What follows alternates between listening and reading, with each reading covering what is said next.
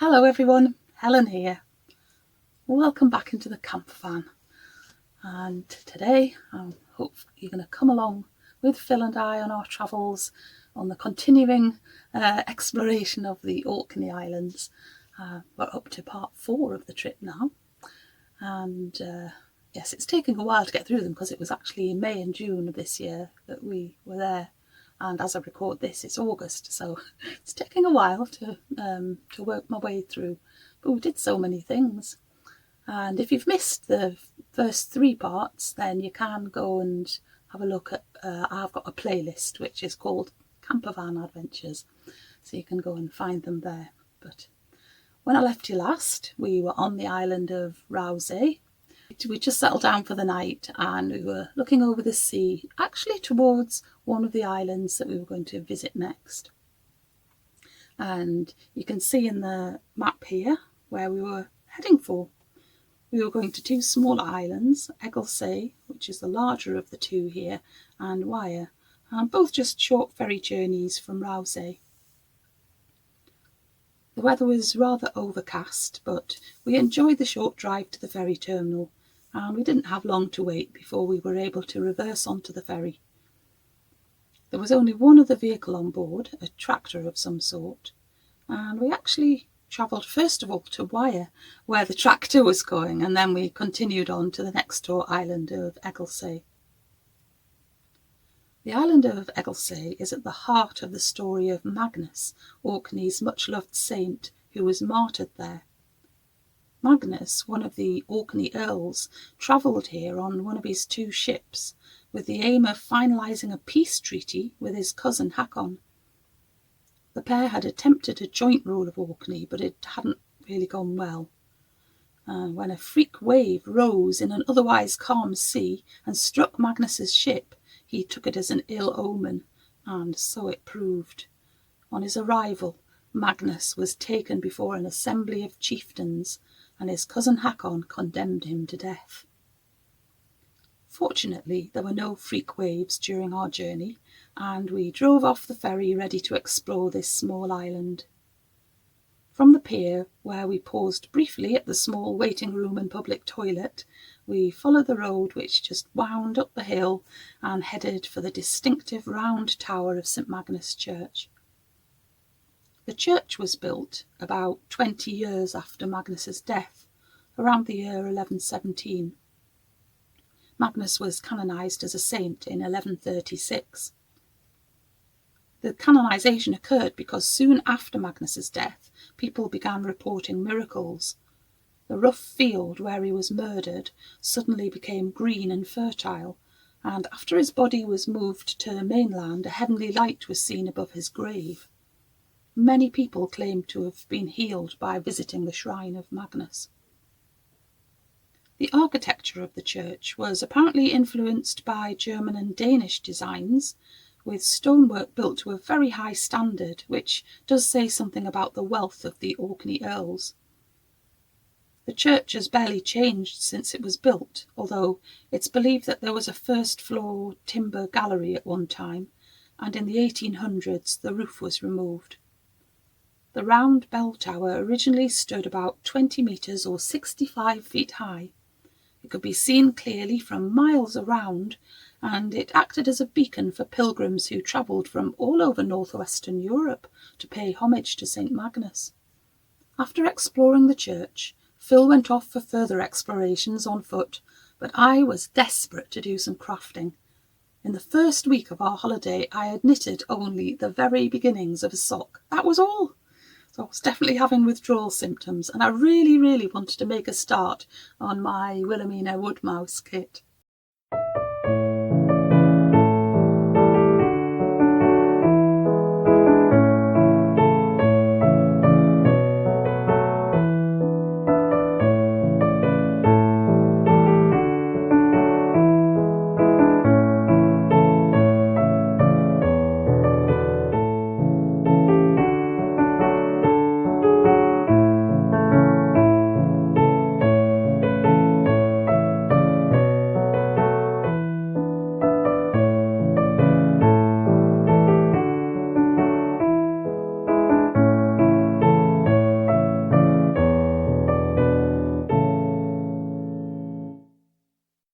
When Phil returned, we drove a short way to visit the monument that marks the spot where the killing of Magnus is most likely to have taken place.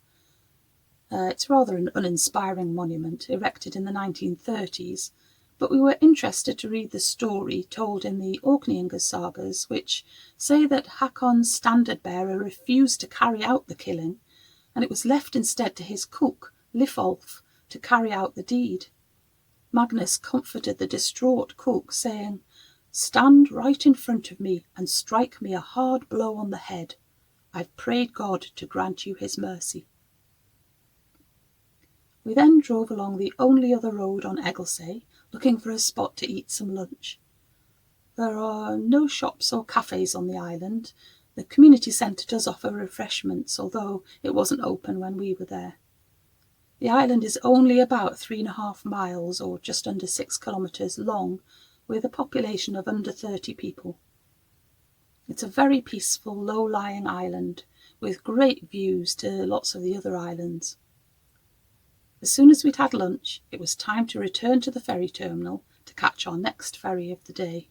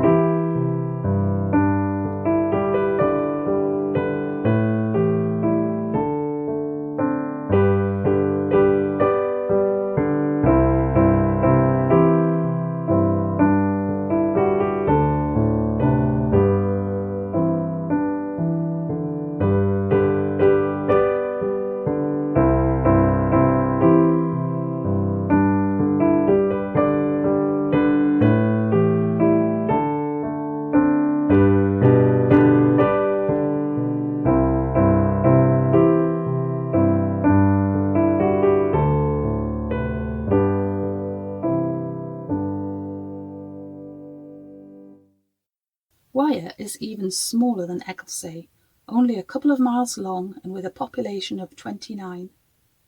It's got land that's rich and fertile, and it's altogether a very quiet, unassuming place. We parked outside the Community and Heritage Centre, which welcomed us with some lovely facilities, including a toilet and tea and coffee making facilities, and an honesty box system for paying for refreshments or items that were for sale, such as these books and cards. The small space was packed with information about former inhabitants of the island, giving quite a good picture of what it was like to live there.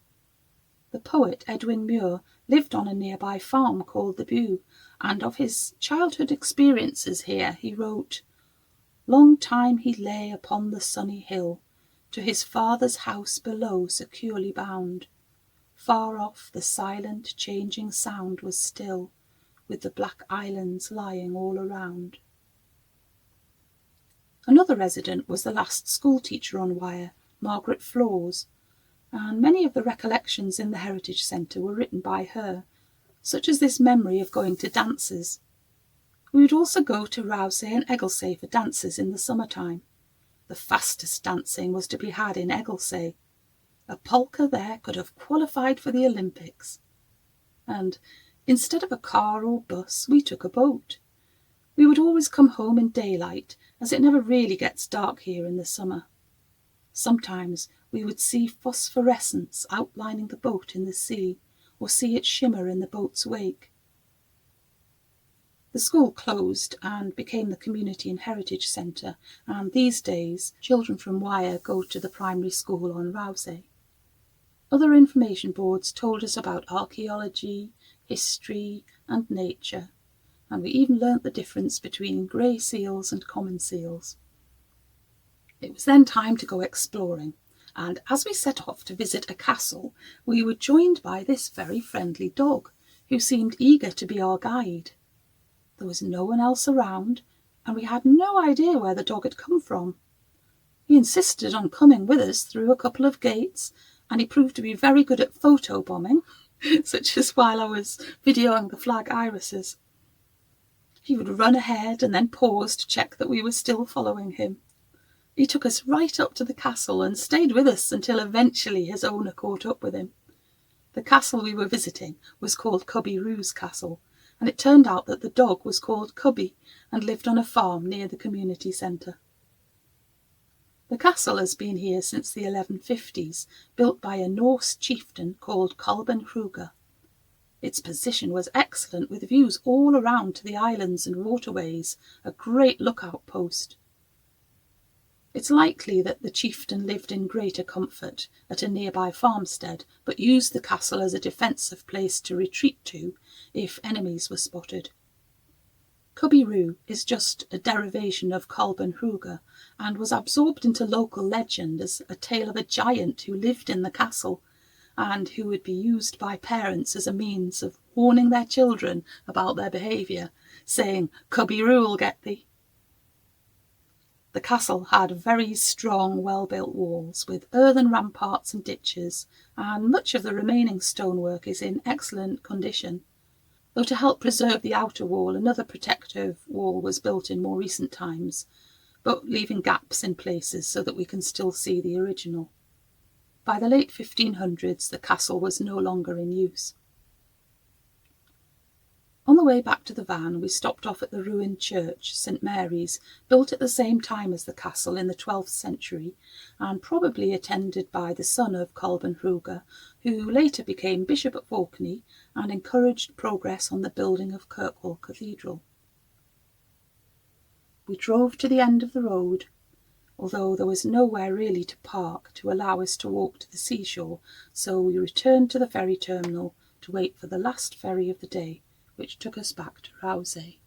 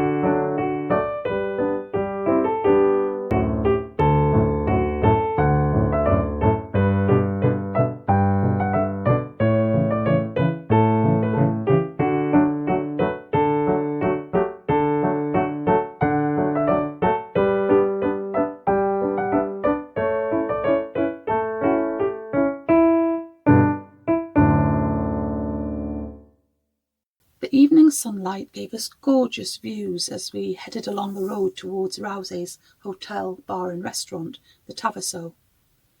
We were given a table looking out across the sea to mainland Orkney, and the food we had was superb. It was a very imaginative menu, with all sorts of interesting options, and we thoroughly enjoyed our delicious meal that was served by very friendly staff. We'd definitely go back there if we got the chance. It was very relaxing just sitting there taking in the view. A little way along the road we decided to stop in a little lay-by for the night, and although it was on the main road, there was very little traffic about, giving us a very peaceful night's sleep. For the second day in a row we had an early ferry to catch, but it was only about a 10-minute drive to get there. I think the ferry had actually berthed here overnight, and it was soon ready for us to embark and head back for mainland to Tingwall. We were returning to Kirkwall, and when we arrived we parked and walked into the centre, admiring again the outside of the cathedral, but postponing a proper visit for another day. I promise I will take you there. But instead we visited the remains of the Earls Castle, built between 1601 and 1606 for Earl Patrick Stewart. It's said to be one of Scotland's finest Renaissance buildings, and we loved the many turrets and towers. It must have been a very grand palace when it was first completed.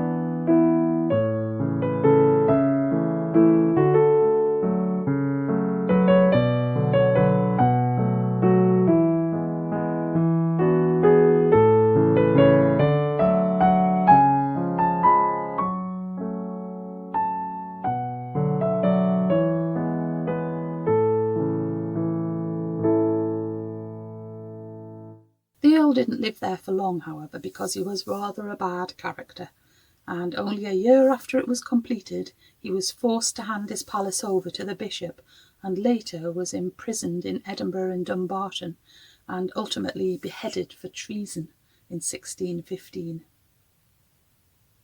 The site was soon closing for lunchtime, so we decided to return another time to visit the bishop's palace that's on the same site as the Earl's palace, and we went off to the Real Food Cafe for lunch. While we waited for a table to become free, we browsed the many tempting things for sale in the shop.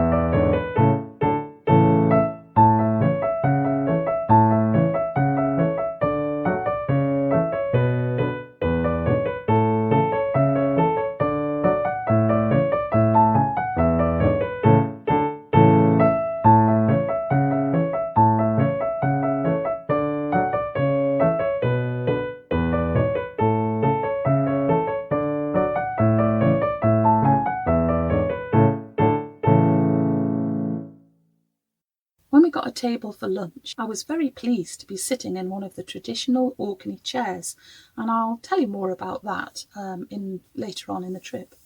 We had delicious food. Phil had soup accompanied by a special bread made of an ancient grain still grown on Orkney called bare barley, and I had fresh crab with mayonnaise and oatcakes.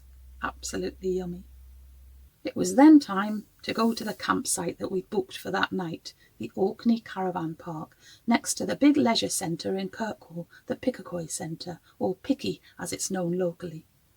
What an excellent campsite this is, one of the best we've stayed in, and it's in a very handy location as well. We received a warm welcome and had one of the well-spaced, hard-standing areas with electric hookup, not far from the facilities block. We had a few housekeeping tasks to do while we were staying there, including doing some laundry. So we loaded up one of the washing machines with a bag of dirty washing and later went back to put the washing into the tumble dryer. We wouldn't normally do washing while we're away, but it was great to have the opportunity on this occasion. As well as the laundry, the campsite has all the facilities that you might want during your stay.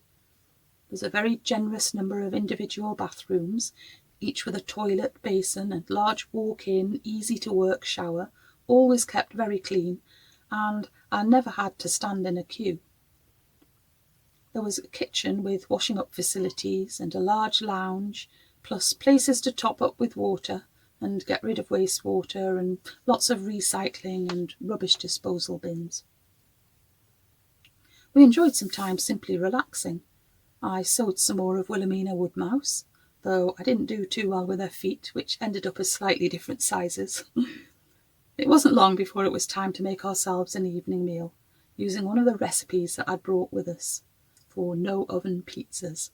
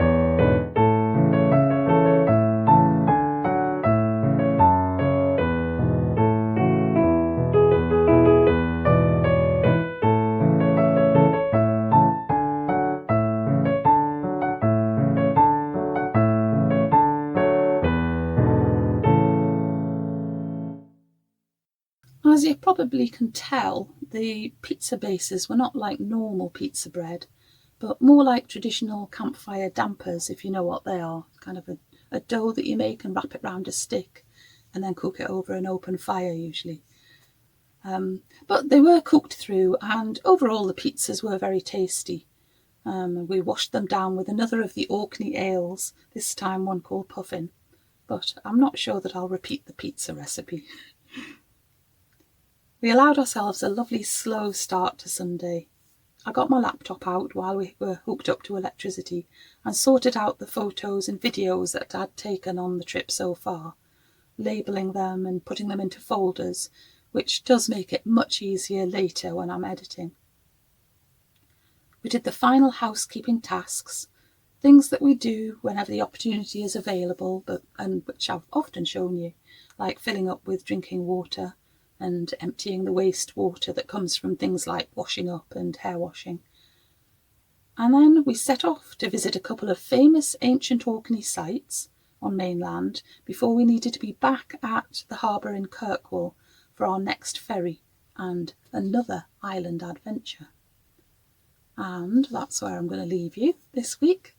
I can't wait to take you on the next part to 2 more islands that we really, really loved visiting. And until I see you again, just keep yourself nice and busy, take great care of yourself, and I will see you again very soon. Okay then, bye!